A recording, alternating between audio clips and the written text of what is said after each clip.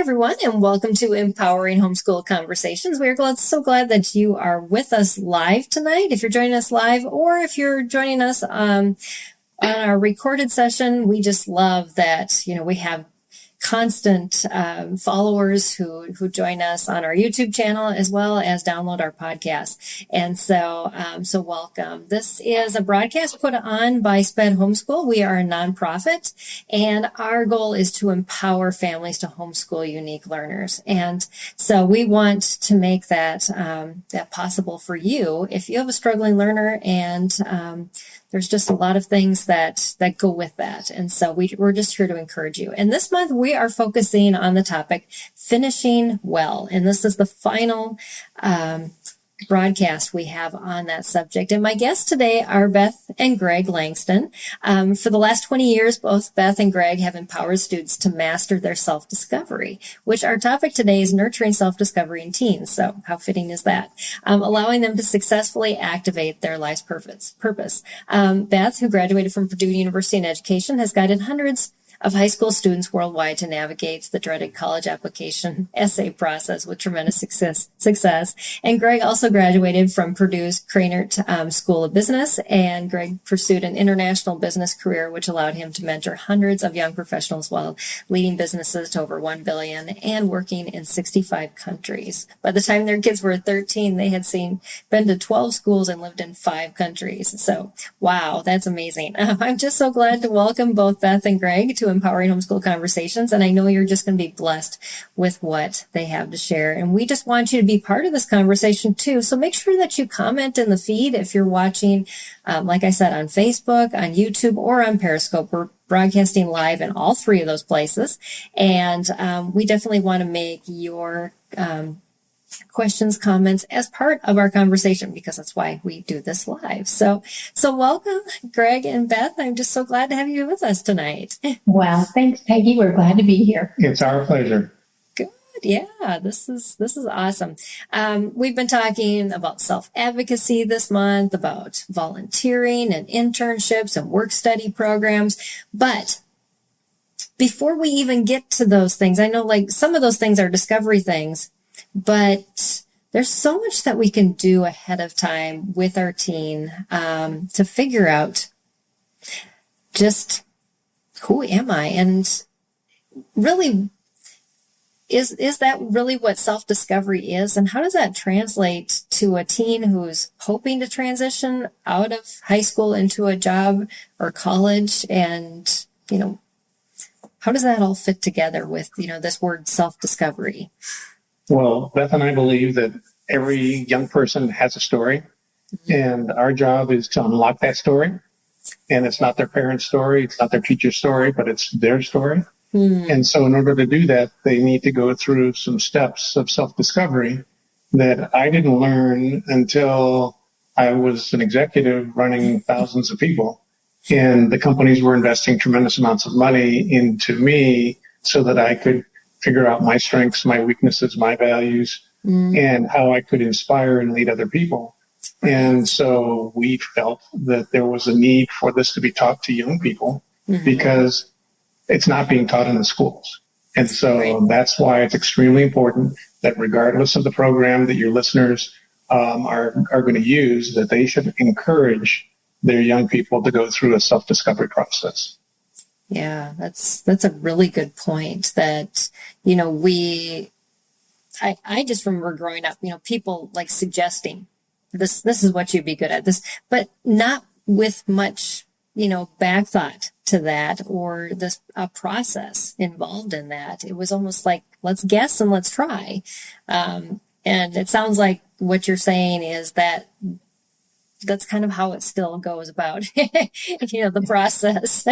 Right. We started these 20 years ago as workshops. Our kids were our guinea pigs, and then their friends, and then students in the area.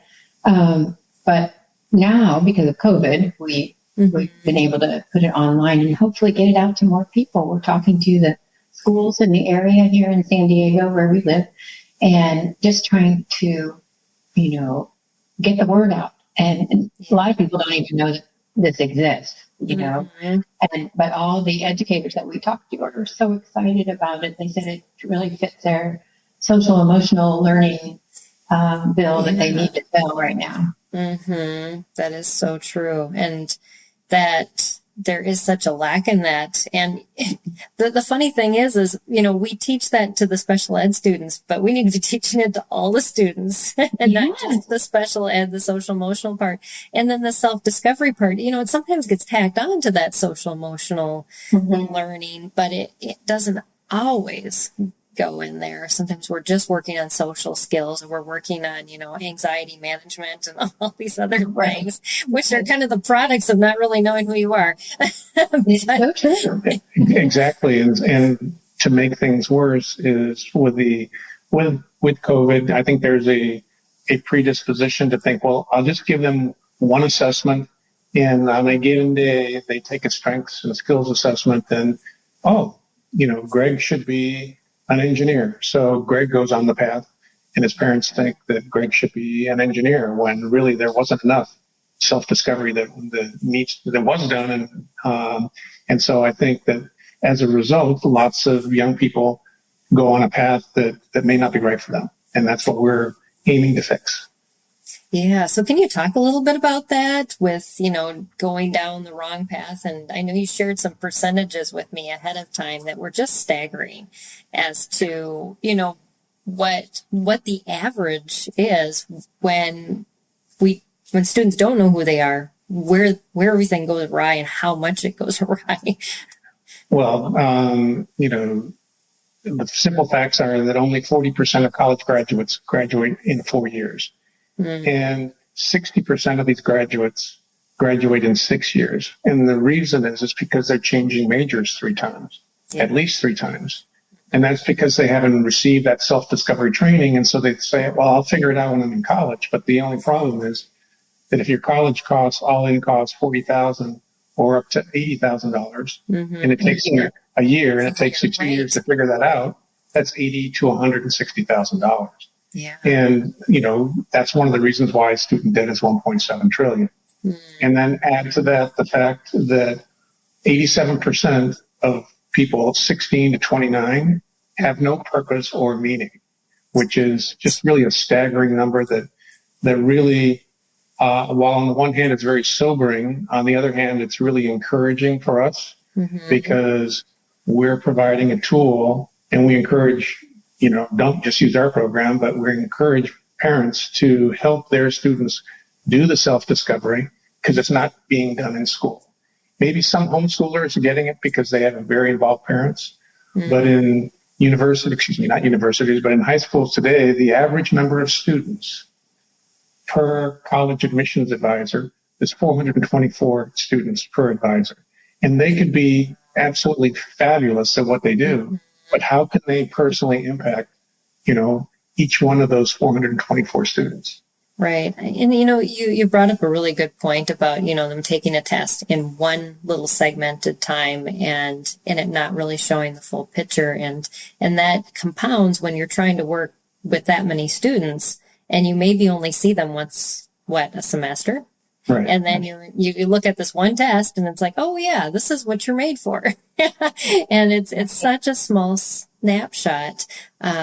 So, as you work with students, there has to be like a timeline, or, going back even to when they're extremely young and figuring out that self-discovery. What time period do you suggest parents start, really helping their students to figure out who they are in that self-discovery process? Oh gosh. Well, there are many things you can do for the littles, as we call them, to get to know that. And I'd say the earlier, the better. But unfortunately, I think, there's a great void there. So we started this in the high school years because we want to catch them there. The parents, when they hear about what we've done with their children, they're like, well, could you teach this to adults too? So we thought this is a good sweet spot to get them while they're still interested. And it's great to watch the transformation that they go through. But I'm sure their early age skills and events that they could take part in to gain their self-discovery and that introspection and just knowing who they are and feeling great about it, you know? I think, you can start as early as middle school in the areas of growth mindset, in the areas of setting goals that are SMART goals, specific, measurable, and it's relevant and timely and achievable. That's the A that I missed.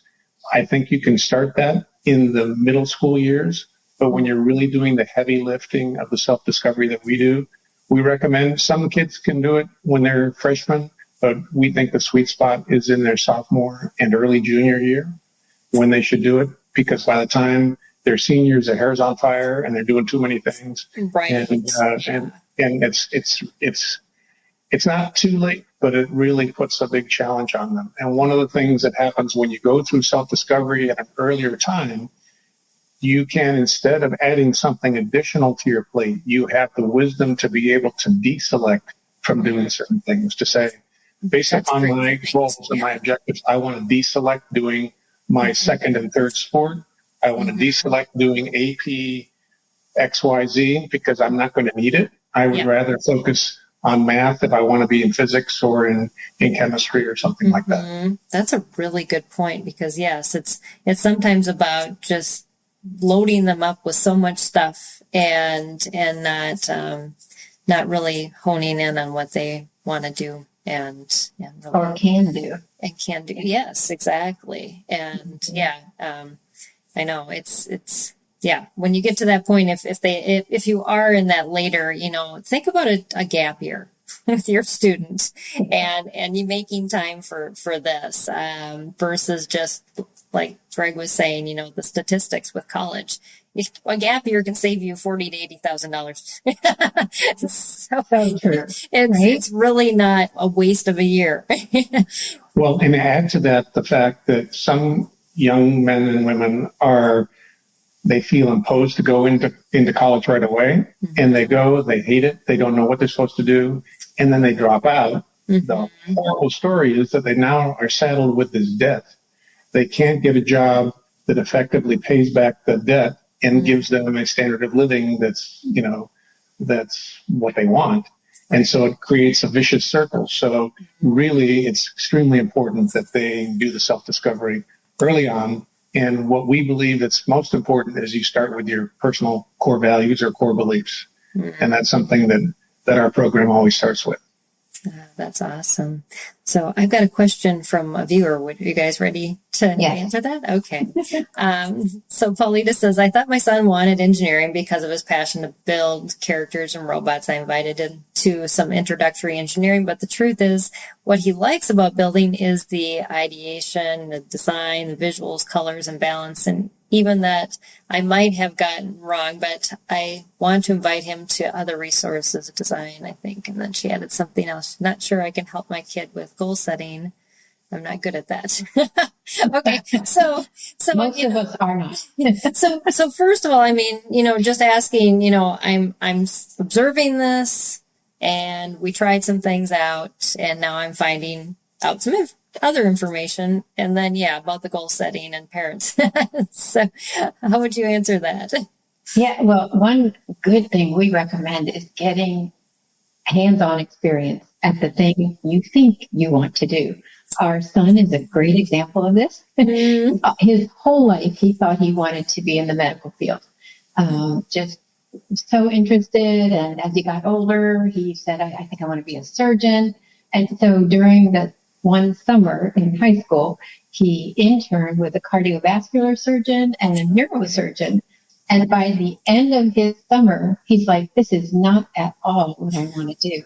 And it's so great that he found that out before going all the way through med school and then in specialty.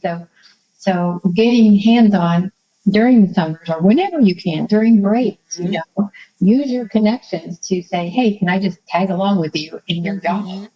So that really helps narrow it down. I would also tell your listener that, learning and deciding what's important for you is not a linear process.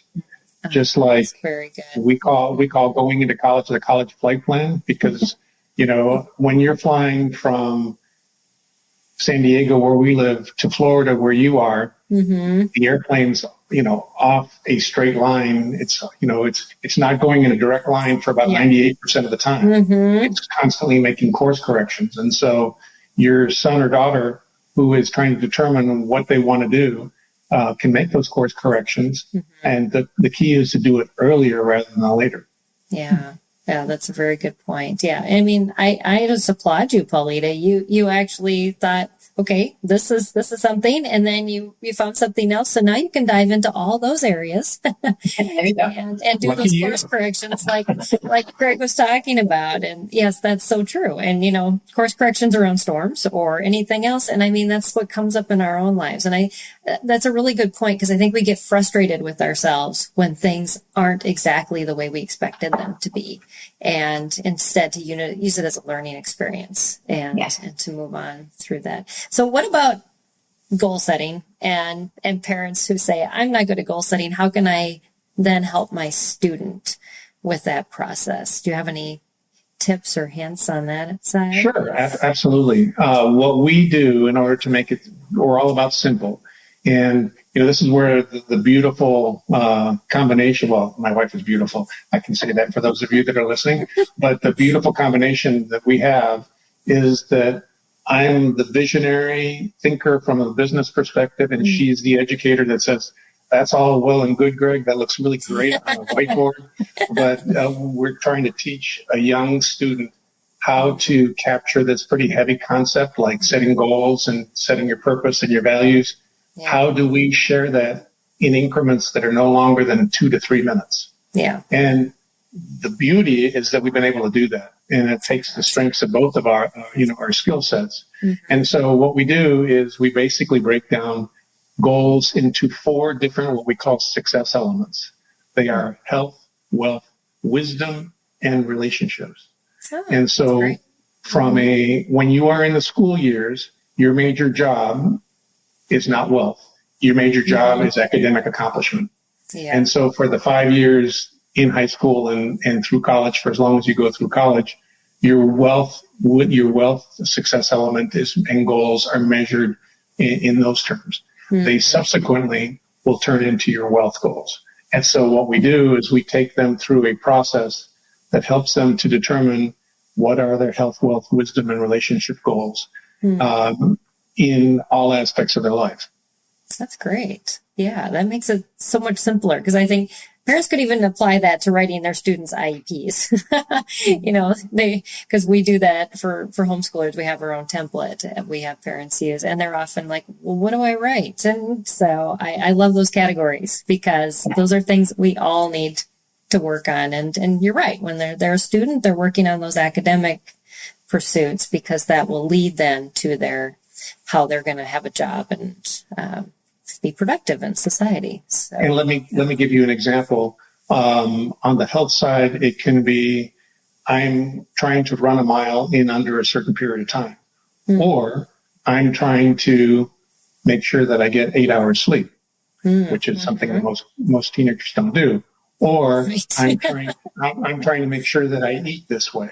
And so those are very specific goals they set up for themselves. If we choose to do it, just to show you how it works across the gamut, from a relationship perspective, what is my relationship with my teachers? What is my relationship with my family? What is my relationship with my faith?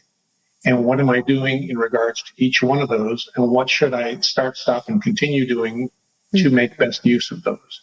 And so we take the student through a very sequential process that meets them where they are, because so many people say, how can you get a 15-year-old to figure this stuff out? Well, the fact is you need to come alongside them, break it down into small little pieces, understand, and more importantly, convince them that they have a story that's unique, that God has made them who they are and how they are, and help them to be able to write the rest of the story. That sounds kind of, what am I trying to say? You want them to be I'm not trying to make that, you're trying to just really be real. And the fact is, each one of them has a story, and we want them to live it.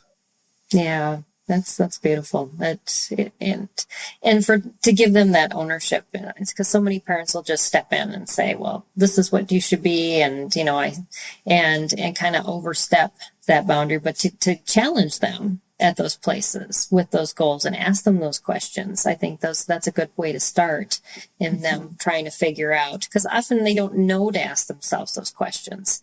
And so I can see how that is extremely helpful. Just, Another thing that is helpful is that we also give the student the ability to take a 360 assessment, where they pick up to 8 trusted advisors. Those are typically their parents, grandparents in some cases, teachers, tutors, if they're a coach or what have you. And they pick an accountability partner who will help them through the process. And they then get direct feedback from these 8 trusted advisors to say, these are your strengths. I'm confirming these are the things that you do really well. These are some things that you really don't do that well. And it's all confidential feedback. Correct. Yeah. These are the things that you do to add value to other people that you may or may not be aware of. And these are each person gives 3 recommendations for either a job or vocation or a major, so that the student comes back with 200 data points of information from people that really care about them to say, look, I really do this well. And you know what? I'm a procrastinator.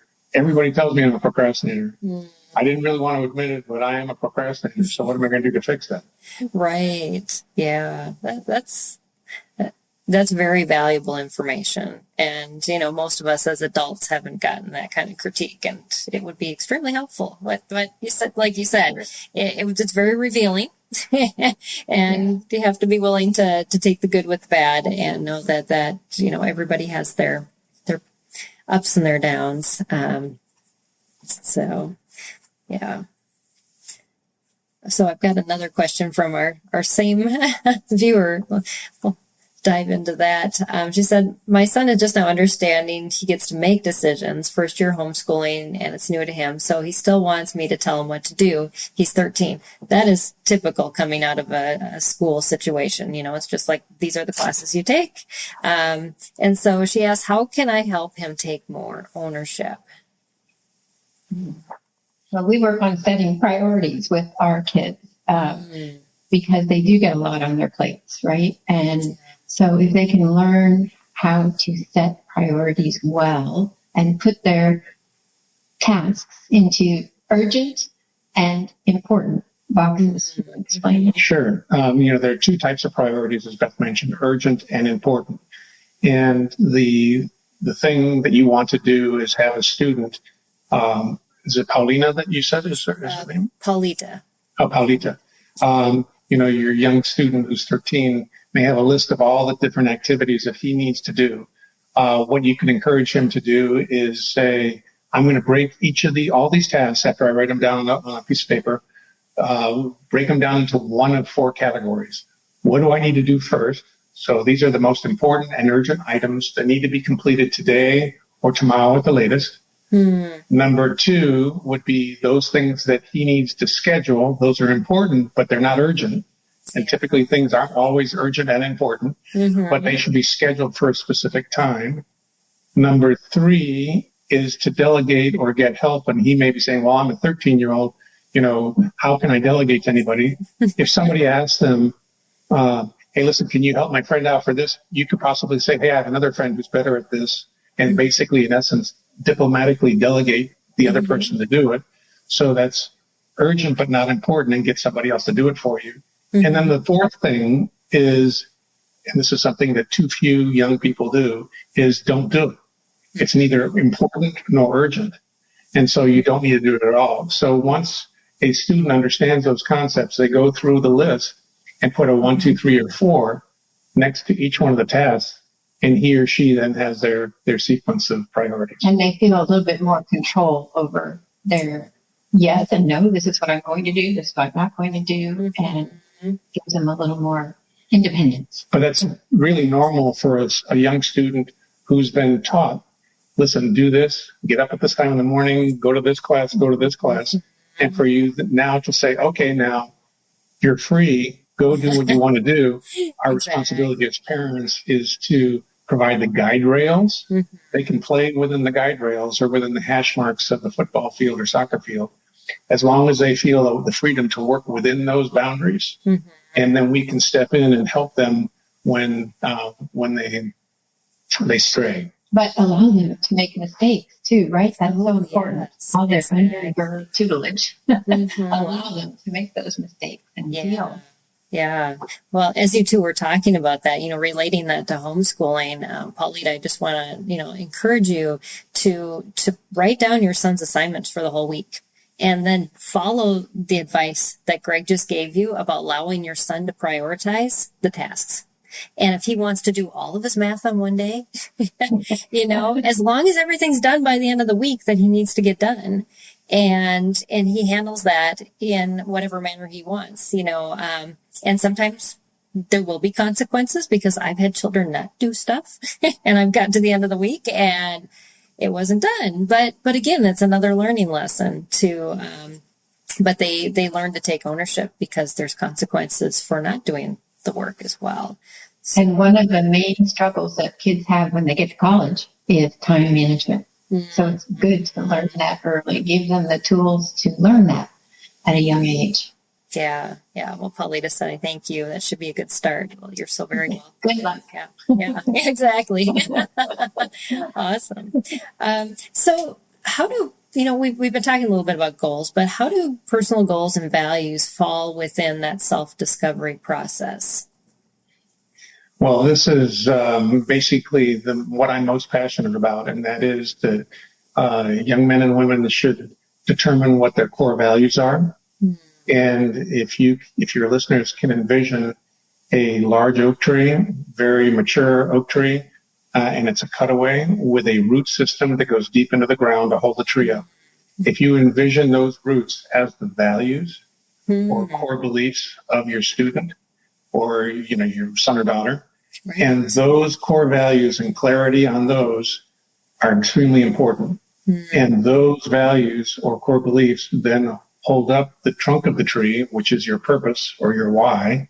Mm-hmm. And then the branches are manifested as your goals and objectives, your fruits. And so if a family or a student understands that it all starts with your values to determine what's important to you, so that when you're not with your parents, as Paulita is saying, her son is saying, hey, tell me what to do, tell me what to think.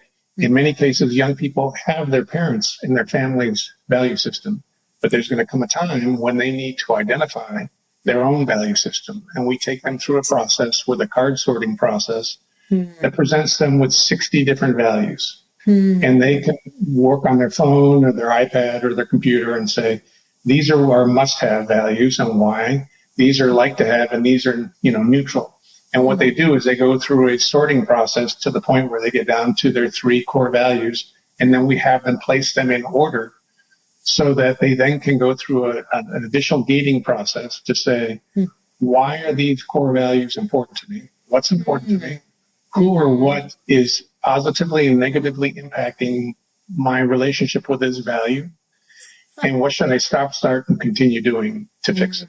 Mm-hmm. And so then what this allows, and parents love this, is the fact that when the parents are not with their young student and they're by themselves in the world with the challenges that no doubt come, the tree has a much greater sense of resistance to the storm because it's not going to topple over. Because the students are making their decisions based upon their values.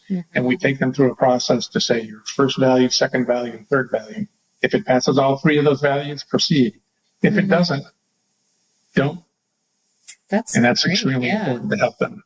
Right. Those are some good checkpoints. And, I heard a statistic or what teenagers who are, well, I guess kids that are teens right now, that they will switch careers 7 times in their lifetime. And the value of having those, understanding what your values are, what your beliefs are, and getting that at such a young age and having somebody walk you through that process. I mean, so when you do have those decisions you have to make, you you have that checklist, just like you said, and that can make it so much easier because there's so many options that students are faced with and as they become young adults, and they will need to make those transitions. And I can see how that would make that a lot easier in the process of being absolutely. And one metric that really does explain that is that only 27% of college graduates are working in a role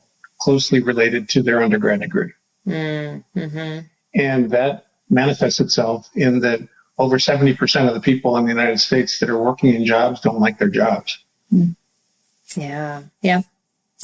And then what do? You almost feel stuck. Not that you are stuck, but you start building up expenses and all those things that we do as adults in life, and have kids, and then we just don't feel like we have the ability to transition. So yeah. Right. Yeah, we want our kids to feel like they know who they are and can make those moves wisely. And I think that's what you're talking a lot about, is that wisdom that they need to have to know who they are and what they do best. Mm-hmm. And the self-discovery, compounds on itself and builds on itself, because if you know your values, you now have 200 data points of strengths and weaknesses. You then take a Kolbe assessment, which tests your cognitive problem-solving skills. And so it doesn't tell you how intelligent you are or how you relate to other people like at Myers-Briggs. It's basically how you instinctively solve problems. You then take all that information that you've collected so far, and you put together what we call your DNA statement, your distinct natural ability statement, because young people today are not sure what they do because they measure themselves versus their social media feed if they have a phone, and everybody has a phone. And what this allows a student to do, and we work them through the process where they write a paragraph about themselves that says, this is my wheelhouse. These are my distinct natural abilities. This is what I do really, really well from all the feedback and my analysis and self-discovery. And so then they can volunteer, whether it be at school, at work, or any activity, to say, I know when I volunteer for an activity and I volunteer doing these things, I'm going to be successful. And that gives them a sense of confidence that really helps them. Yeah, that's extremely important. Plus, it lessens their stress if they're doing items and doing volunteering for things that they know they'll be really good at, and not stressing themselves to try to do it when it's not in their wheelhouse. Right. And armed with this self-discovery, then the student can say, okay, so now what is my purpose? What is my why? And, Simon Sinek coined the phrase, finding your why. Yeah. Very good book. The fact is, what is the high school student? He's a junior, a senior, a freshman, a sophomore. What does he do to succeed? Well, he studies, gets good grades or doesn't, and tests well. Now, why does he do or she do what they do? And that's the thing that we help them address. We help them figure out their why. Yeah, because, as you were saying that, I'm thinking most students would tell you what their why is that their parents tell them they have to do school, or that the state requires it, and then they lose that when they graduate. And all of a sudden, if they don't know that becomes a huge void as to, well, who's directing me now? I'm now supposed to automatically just take this over, and they just don't know how to do it. And so it's so true. And most students, everybody needs to know where they belong and how they can make a difference. And that's what we try to bring out in our students. Yeah. And there are some cases that is, not surprising, where families come from a tradition, a long line of doctors or engineers or lawyers. And there's a predisposition that you're going to be a doctor or a lawyer because your mom was, your daughter, your sister was, your wife is, your grandfather was. You need to be a lawyer. And, frankly, Dylan would not be a good lawyer or a dentist or a doctor. And so they don't have any leverage to be able to explain, but Dad, I would not be a good, in this case, a doctor. And the father's saying, you need to be a doctor. Everybody's been a doctor. What's wrong with you? I'm exaggerating slightly. But with these There are findings, some families. Yeah, right. with this self-discovery, the student then can come back to their parents, and this is part and parcel to our program, where they present at the end of the program, listen, mom and dad, you sent me to this program. Well, before we get to that, typically when you send your son or daughter to school and they come home, you say, how was school? And they go, grunt, or no answer, or it was great. Right. And then you send them to a program, and how was that program? What was it like? It was fine. Yeah. And you don't get any feedback. Right. With our program, what the student needs to do at the end of going through this 12-hour process is they need to present to their parents and their accountability partner the following information. Mom and dad, these are my values, and this is why they're important. These are my strengths. These are my weaknesses. These are my distinct natural abilities and how I do things really special. I'm really special in this area. This is my purpose that I want to dedicate the rest of my career in. These are my aspirational goals in the areas of health, wealth, wisdom, and relationship. These are my 5-year and 1-year goals that support those things. These are habits that I've identified based upon that information that I'm going to eliminate, which is typically social media and get more sleep. These are the direct actions I'm going to do. Armed with that, these are the 3 core majors I'm going to select, or this is the primary profession. I'm going to be a welder, or I'm going to be a pipe fitter. I'm not going to go to college. And what they then do is they say, this is my elevator speech that I will recite to you in memory of what makes me unique, what makes me special, that they can use for advisors or at school when somebody says, Dylan, tell us who you are, tell us a little bit about yourself, instead of jumping under the desk. Yeah, you're right. They're able to say that. Or interview process. Yes. And then they can incorporate, and this is how I'm going to incorporate it into my application essays that shows how I'm unique and how I will stand out. And that's what all the students present to their parents. And it's an amazing transformation that we see. It's so fun to be in those meetings. Yeah, because the parents are like so excited, and some of them are in tears because they are realizing things about their child that they didn't even know, you know, and to see their child transformed into having clarity about knowing their values and their strengths and their weaknesses and their purpose and their major, and then having that confidence to clearly articulate it. They understand who they are, they can articulate it and put it in an interview form or an essay form, and the sense of a little bit more control that they have over their lives because they have actionable plans and goals. It's amazing. We love that part of it. Yeah. That sounds amazing. It's because I'm thinking of my own kids. Yeah, I just took my daughter to her first interview, and we were rehearsing in the car last week when she was going to it. And I'm like, how are you going to answer this question? And she's like, oh, I never thought about that before. I was like, so you've got some time to think as we're in the car. It's a half-an-hour drive. But There you go. So, but yeah, not too much planning ahead on that one. But so, we've talked a little bit about, internships and as a good way for a student to kind of, help with that discovery period process. Is there other things that parents can do, like experiential wise, with their children that will kind of help them kind of figure out, I like this, I don't like this. So when they get to a point where they're doing a program like yours or doing some assessments, that they better know how to answer those questions? Gosh, yeah. Well, any opportunity. I just think, as parents, we get so busy these days, and even the simple opportunities of everybody drop their phone here. Let's have conversation around the dinner table, bringing out those things, asking those smart questions. There are books on questions to ask your kids, and it's fun to go through. Some of them, they give their answers every year as they grow. So you can go back and see what was different, how you've changed. You will progress. You will change. And nothing's set in stone, but giving them as many opportunities to experience what they think they like, and not just in sports or music or things like that, in other parts of the world too. And I would say that even if a student knows, let's say that they want to go to college, but they're not sure which one, and they're in a city. I think just about every city has either a community college or a larger college.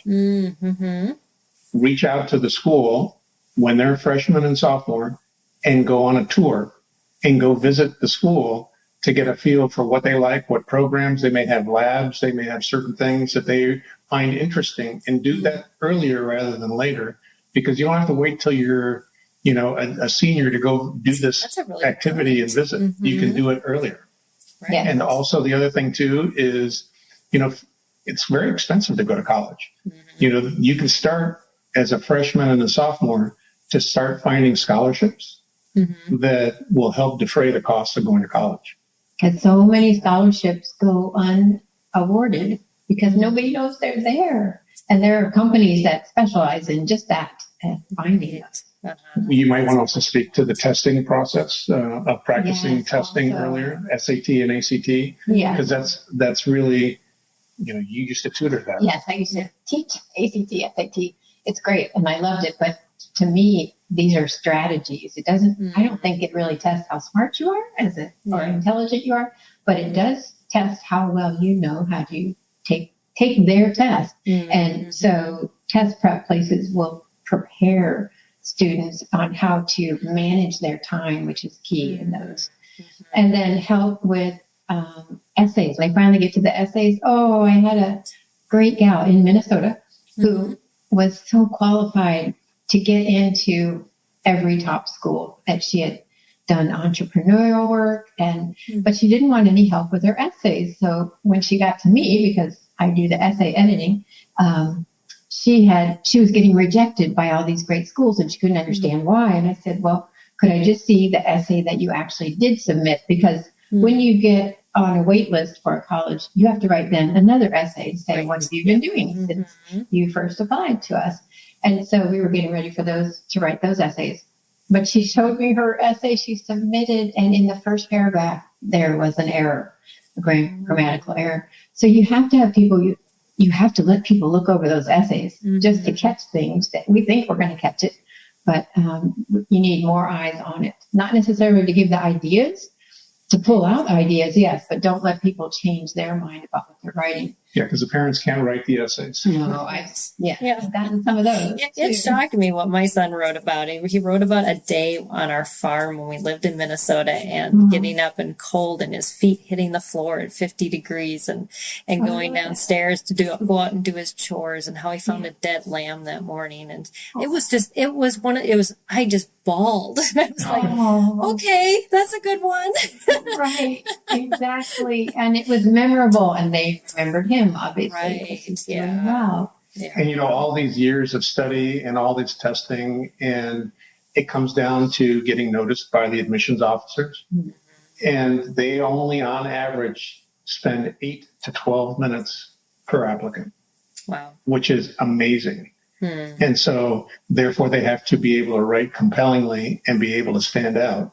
And so that's why another reason why students need to go through their self-discovery, to be able to share what makes them unique so people notice, because they could have perfect scores, but if they're not able to communicate it, no one will notice. Yeah. And I think that translates to a job as well. For a student that knows who they are, and an employer could probably put them in a situation where they're just not fitted, for them to be able to advocate for themselves to their boss and say, you know what, this is what I do best at. This is how I will work best for you. You've put me in a position that really doesn't use my strengths, and I'm not going to excel. And so for them to be able to have that knowledge and self-advocate, which we talked about a couple weeks ago, to be able in those work situations too. So true. To be able to do that. And in corporate America, we've seen a lot of promotion to failure. Because they promote maybe salespeople to management when managing isn't their forte at all. Yeah. And so you have to know when to be able to say, no, I don't think I'll take that promotion. And that's okay. Yes. Yeah. Yeah. I kind of laughed that my dad was a manager and he actually got his MBA, and he has such a difficult time with people. He made it work, but boy, that tested him. Oh gosh. So, Wow. so yeah. So we have another question from a viewer. She asks, I sometimes worry that my son will not find the thing that will convert to a career, occupation, or way to sustain himself. Is that a valid fear? I just love for you to address that. Definitely. I mean, every parent, I think, that we've dealt with fears that too. And until the student or their son or daughter gets some experience in these different areas, experience is key. We spend too much time in school and sometimes in our sports, and we're not getting those experiences in other world areas that are so important to becoming a mature kid, you know? Yeah. So definitely not alone. Give them every opportunity that you can. Let them seek out different opportunities. Sometimes they have to be creative, you know? Right. Go ask somebody that you wouldn't think you would ask. Could I tag along with you and see what you do all day? Right. Right. Allow them to dream as well. Yes. Don't come in and say, now listen, let's set some reasonable expectations. You know, you're not going to be able to do this. You know, they hang in many cases, although they may not show it, they do hang on every word we say and every facial expression. Our young people are watching us the whole time. You need to empower your students to say, your kids to say, you want to do that? Now listen, we'll support you. There's a lot of work that's involved, but if you want to go for it, let's go. And encourage them to go explore those different things and not do it through social media, because social media turns off the brain and they go into neutral and they're not thinking for themselves. Yeah. And sometimes start comparing too. Yeah, absolutely. As parents, sometimes we don't want our kids to be disappointed, you know? It's like, okay, should I let him try that? He probably won't do well. And then he's going to be disappointed. Let him try and let him, if he falls on his face, that's okay. That's okay. There's life after failure. Yes, exactly. Yes. Yeah.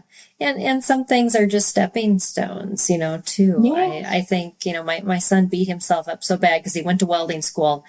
And then he got home after he graduated from welding school, and he graduated almost the top of his class. And he's like, I don't want to be a welder.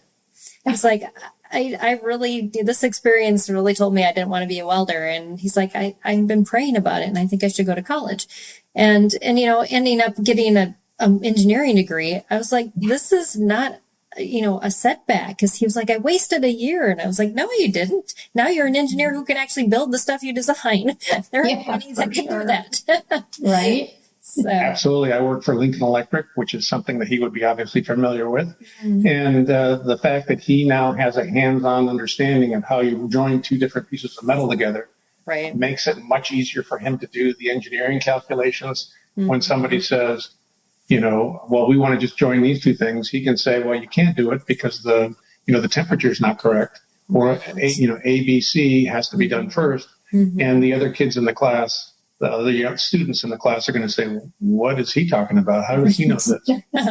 Exactly. Yeah. Every experience that we give our kids will help them. So, yeah. So, talking about experiences, I would love for you to share a story or two of just, you know, how you've seen the empowerment of self-discovery with the students you've worked with, if you have any to share. Wow. Gosh, we have lots to share. But, I would say one of our favorite stories is our Albanian student who, almost 20 years ago now, he was new to the States. He left Albania. He became a Christian in Albania, came to the States, and ended up at our kids' school. And both our kids had just left for college. So he was a tennis player. So I helped him get a scholarship, find a tennis scholarship in Tennessee, and he did great. And we went through this, what we were creating back then for our kids too, for everybody. In its infancy, he went through this process and he was just thrilled. And he needed a lot of maturing. And plus I always say he could write a book, because the coming over here when you're like 15 years old, by yourself, not speaking English, moving to the South, which is a whole different language. Yes. So, but he succeeded now, and now he's in Miami. He's married, has a baby, and he is one of the top, what was it? Top 20 under 40 in the city of Miami is what he was just recognized with a couple of years ago. And his nephew, who just came over from Albania, he went through our program also. 20 years later. Just now a freshman in college. And and it really helped him a lot. And he's had some tough times too with family issues and things. So it was just so great to have a second generational person coming through and surviving. And William is now in school in Florida, and he's not a Christian yet, but we're praying for him. Yeah. That's awesome. But like both of them, there are many others that have been impacted, and it really is satisfying for us to be able to take the scar tissue of life that we have and be able to invest it in these young people so that they can possibly avoid, as I say, listen, you can do it this way, but it's going to leave a mark. You probably don't want to do that. You may want to use my scar tissue and do it a different way, but, knock yourself out if you want to do that. And these are some of the skills and some of the abilities that we've been able to put into this program that's all online. It's all in 2.5-minute videos. And that a student can accomplish with work. It takes them 12 hours to get through it, but they're going to have the deliverables that I mentioned earlier. And it's not 12 hours at one sitting. Right. Yeah. Yeah. It's self-paced, right? Right. Yes, it's all self-paced. Yeah. Why don't you talk about it a little bit? I'm going to bring up your website so that people who are watching can see that. But if you're listening on the podcast, it's collegeflightplan.com, all small letters.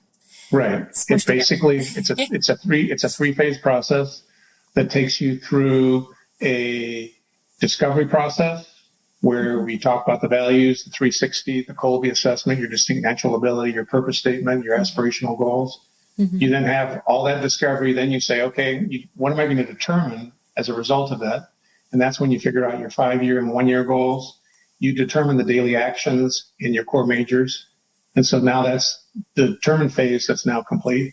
And then how do you direct all that finding? By developing a growth mindset, which is something that we haven't really talked that much about, but it's extremely important to develop a growth mindset so that you are able to then implement that with your elevator speech, your summary document that you present to your parents, and your college application essays. That's awesome. How about the 3 rings of success, too? Oh, the 3 rings a great part. Yeah, the 3 rings of success is, how you add value to others. Responsibility is what you take. Responsibility is what, accountability is what you give back. Reliability is what you gain from that. And the apex of those 3 rings is called referability. That's awesome. Yeah. So yeah, if you want to check out this program, this college flight plan that Greg and Beth have created, and it sounds like it's just been a labor of love for the two of you for a long time, and you're so passionate about it. So it's been exciting to just to hear what you've had to share tonight. And well, we love doing it, and we love seeing the results. It's very rewarding. That's so cool. And so I can only imagine that, these videos are just filled with such passionate advice to these young people that take your program. And that's why they come out so inspired because of the passion that you two have. So that's so cool. So yeah, definitely check out their website at collegeflightplan.com and see what they have to share. And I saw on the wrap up that you shared with me that there's a parent starter kit to teen self-discovery. That's correct. Okay. Can you talk a little bit about that? Absolutely. I know some of your listeners or many of your listeners are saying, okay, this all sounds great. Now what? Right. What are my top 5 actions?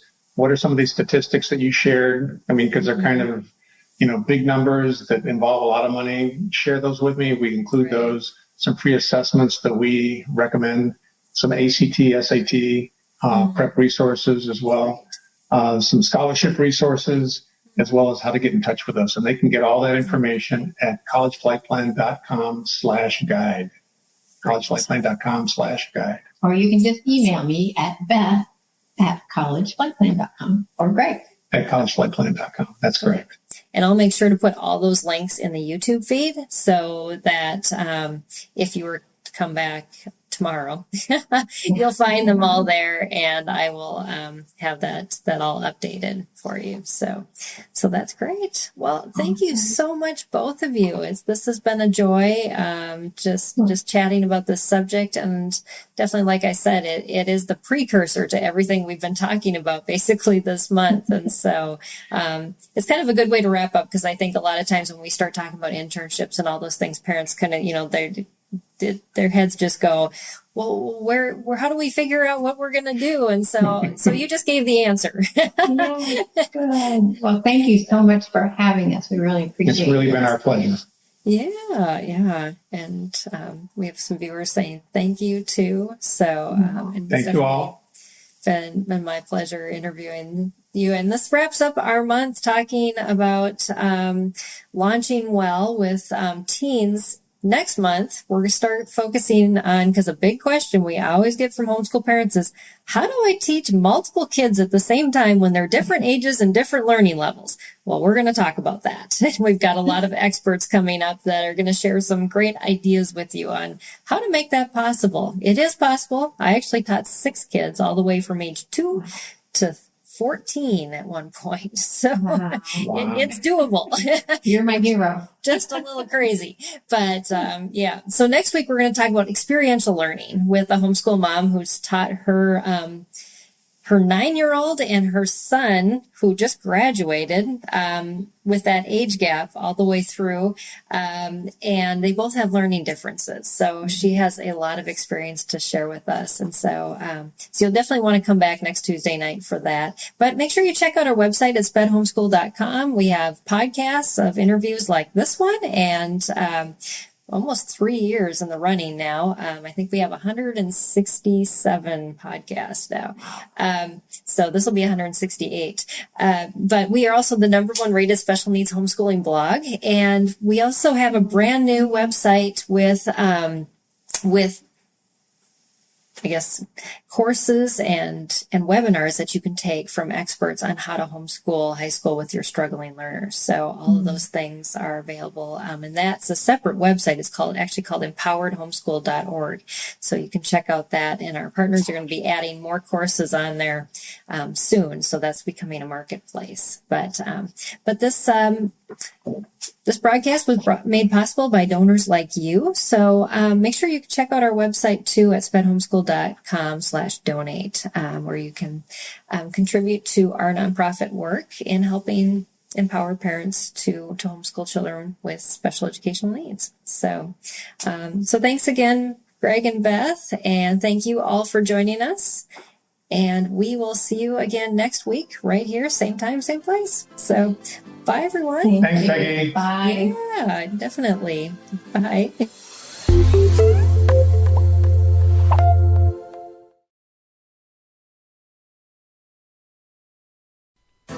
Our world can feel chaotic and uncertain, but we don't have to live enslaved to fear. Christ has promised me and you his peace, and throughout Scripture has provided powerful tools and practical steps to help us experience greater freedom. I'm Jennifer Slattery, lead host of the Faith Over Fear podcast, inviting you to join me and my team as together we learn how to starve our fears and feed our faith. Subscribe at lifeaudio.com or wherever you access podcast content.